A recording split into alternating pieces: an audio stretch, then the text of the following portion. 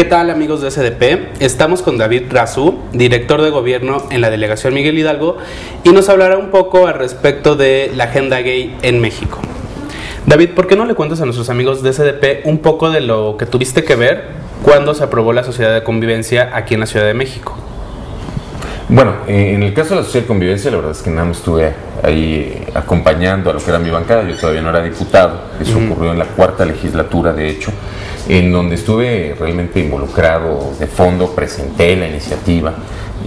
Fue con el matrimonio igualitario, que es una iniciativa que presentamos en 2009, ya en la 5ª legislatura, a partir del cual lo que se hizo fue homologar los términos y garantizar el acceso a la institución del matrimonio a cualquier pareja, independientemente del el sexo de sus integrantes, ¿no? Eso es lo que me parece fue un paso muy importante en la agenda. Yo no diría la agenda gay, la agenda LGBT, no diría ninguna de esas cosas. Yo diría en la agenda de la igualdad, en la agenda de la construcción de una sociedad de derechos, en una sociedad que reconozca a todos sus integrantes de la misma manera, muy independientemente de sus características personales, como pueden ser en este caso la orientación, las preferencias sexuales, ¿no? Claro.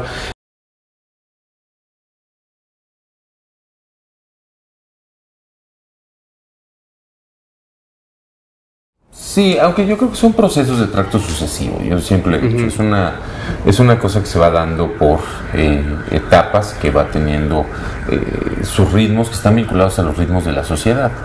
Me parece también que cuando nosotros aprobamos el matrimonio igualitario, fuimos una de las primeras, dentro de las primeras 10, 15 jurisdicciones en que se aprobó una cosa así, con lo cual pues, fue un tema que tuvo resonancia local, nacional y mundial. El 22 de diciembre México estuvo en los portales y en los impresos de prácticamente todos los diarios relevantes del mundo. ¿Por qué? Porque era la primera jurisdicción latinoamericana, la primera, en donde se avanza, y además se avanza en un solo paso, en un solo proceso legislativo, se avanza con todos los derechos en términos de matrimonio, ¿no? Es decir, sin ninguna limitación. Esto, pues así solo había ocurrido en España en 2005, previamente, que se había podido avanzar, y desde luego en ese momento genera pues, una ola de opinión, la mayoría positiva, quiero decirte, en términos por lo menos de los sectores con mayor educación y etcétera, pero poco después, y es un proceso, reitero, natural, pues esto se va aprobando en otros espacios, ¿no? Después viene en Argentina, se aprueba a nivel nacional, ¿no? Ya se aprobó también en Uruguay. Y nosotros lo decíamos desde aquel momento, esto pues, es parte de un proceso en donde se va a ir acelerando y cada vez van a haber más reformas y más reformas en más lugares. Ya se avanzó de manera muy importante en Francia, se avanzó en Portugal, después de lo que pasó en México, se avanzó en otros estados de Estados Unidos que todavía no lo tenían, por ejemplo Nueva York, en su tercera vuelta logró la aprobación. Bueno, por ejemplo, a lo que me referí un poco era que en Estados Unidos precisamente hay como un boom, ¿no? de la opinión pública hacia la percepción del matrimonio gay. Se dice que ahora ha crecido la aprobación del matrimonio igualitario en Estados Unidos. Incluso el presidente Obama se ha pronunciado abiertamente a favor de estas parejas. Claro. Algo que no ha pasado aquí en México y parece que no va a pasar. Bueno, ojo, no ha pasado a nivel nacional. Ahí es muy importante decir que sí es necesario que en aquellas jurisdicciones en donde se vaya a aprobar haya un respaldo de todos los espacios o de todos los ámbitos de las instituciones. En la Ciudad de México fue muy claro el respaldo de Marcelo Ebrard, ¿no? Y fue además, no solo fue claro, fue definitorio.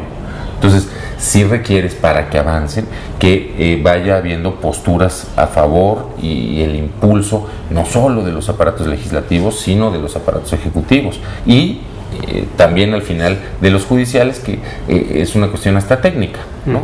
Sí, en Estados Unidos, en efecto, en este momento, que además pues, estuvo hasta vinculado un poco y en su momento con el proceso electoral allá, está teniendo este boom.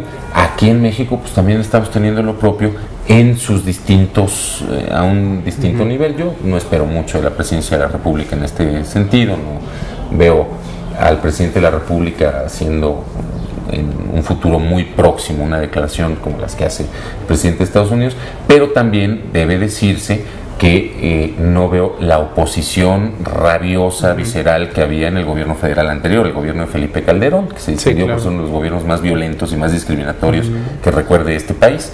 Entonces, creo que eso al final podrá operar a favor en su momento, en la medida en que en los estados se puede ir avanzando. Ya tenemos.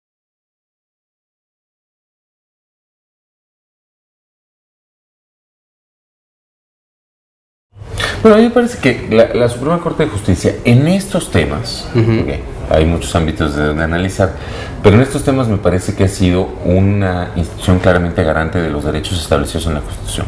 Quienes hemos impulsado esta agenda hemos sostenido constantemente que la Constitución de la República tiene los elementos y las herramientas necesarias para darle vida a estas reformas en las legislaciones secundarias, en este caso en los códigos civiles.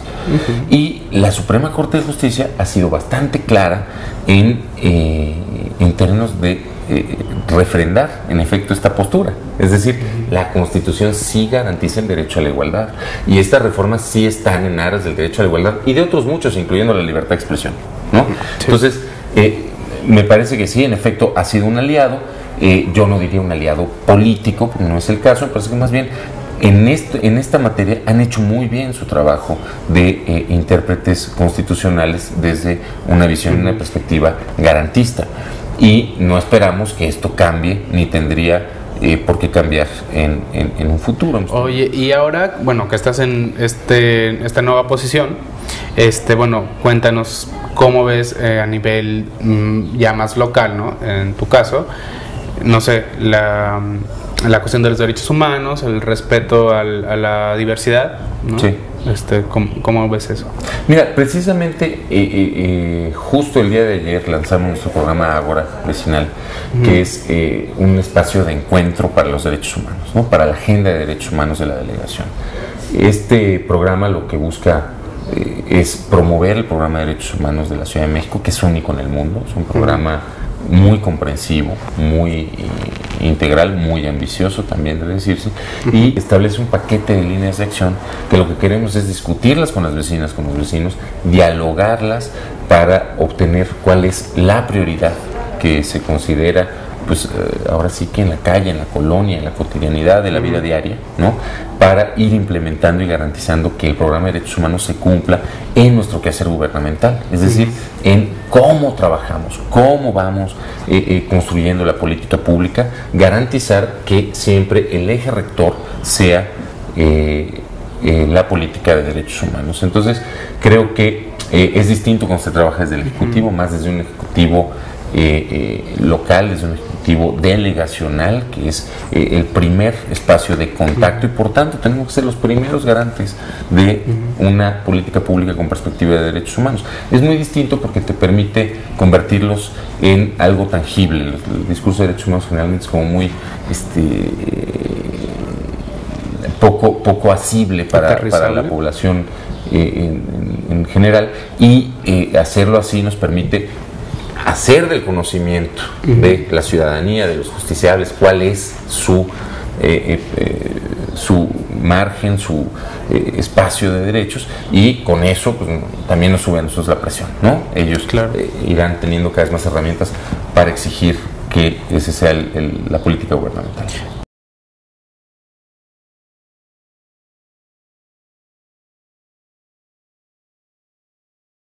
Creo que sigue haciendo falta en la Ciudad de México, mucho menos que en otras partes del país, pero sería, me parece fantasioso decir que ya hay suficiente capacitación y que la perspectiva de derechos humanos y de trato igualitario ha penetrado hasta las últimas capas de la burocracia de las autoridades. Pero eso no es cierto.